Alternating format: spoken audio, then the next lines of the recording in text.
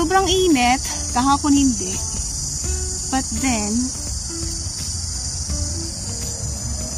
ngayon I was here outside. Kahit sobrang init. Naglagay na lang ako ng kung ano sa mukha ko, whatever. Pero mainit talaga siya mga guys.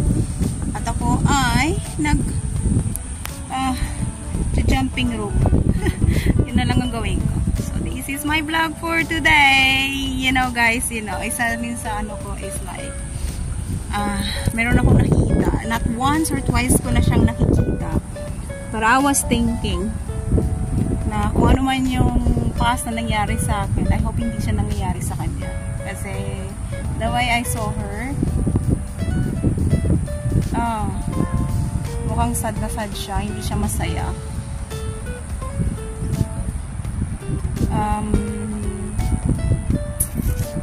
Wala naman akong against sa kanya, kaso lang parang ano kasi isa siya sa nadagdag sa sakit na naramdaman ko, no? Kasi nga hindi man lang sila nagkaroon ng sense of decency. Yun yung ano ko.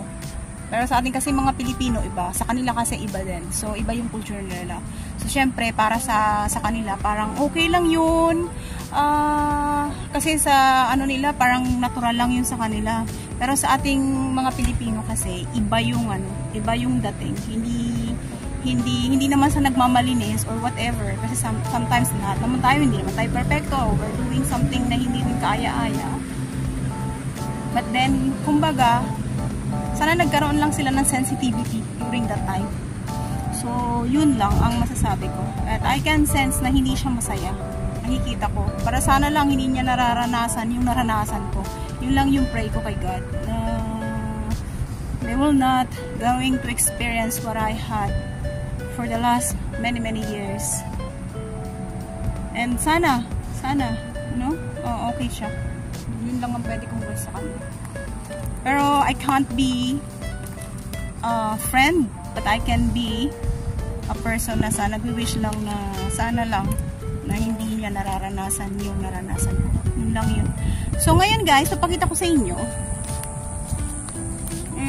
yung paano yung ginagawa ko. So ito yun. I'll show you guys. Sana tumayo yung aking cellphone. Yes, tumatayo naman siya. Sana hindi lang siya mahulog. Hopefully. Kahit na humangin, hindi siya mahulog. So, ito yun. Sobrang init.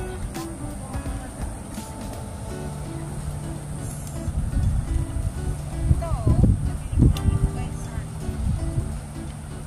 Sorry sa outfit ko. Ayan. Hindi ako marunong dito mga guys, pero try lang.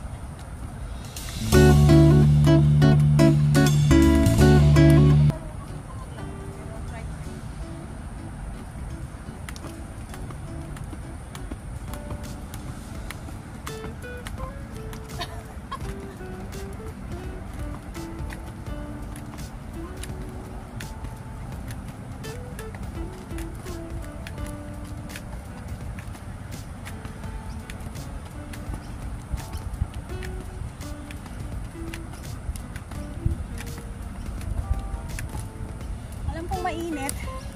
Pero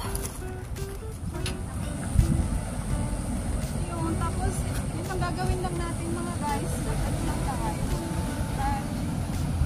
Exercise ng konti.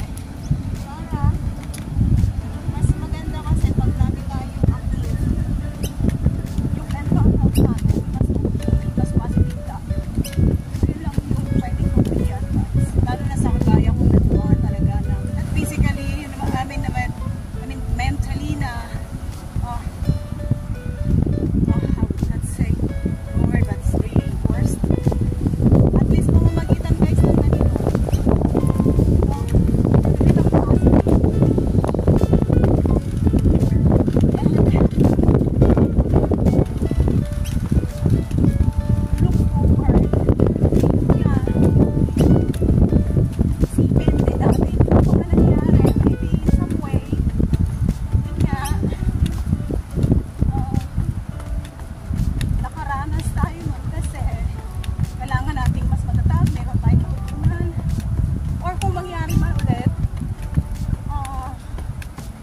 alam na natin yung gagawin natin. So, we'll learn our lesson.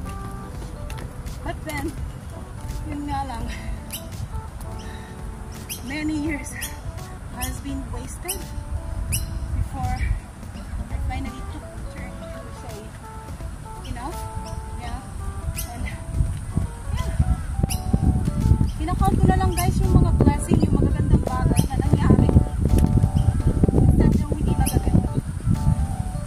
So, regardless kung ano man yung kaliit, make it a point na isipin na lang yung magagandang bagay.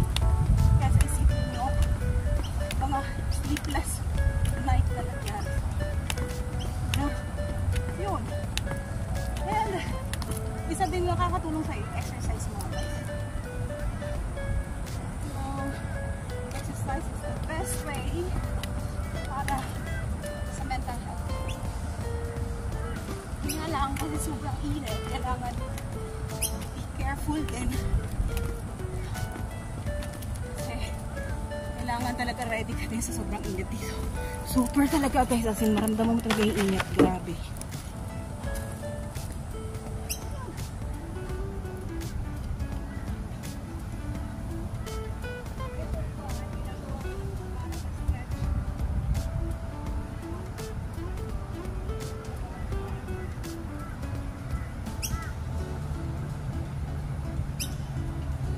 Stretch lang siya guys, mula dito hanggang dito sa baba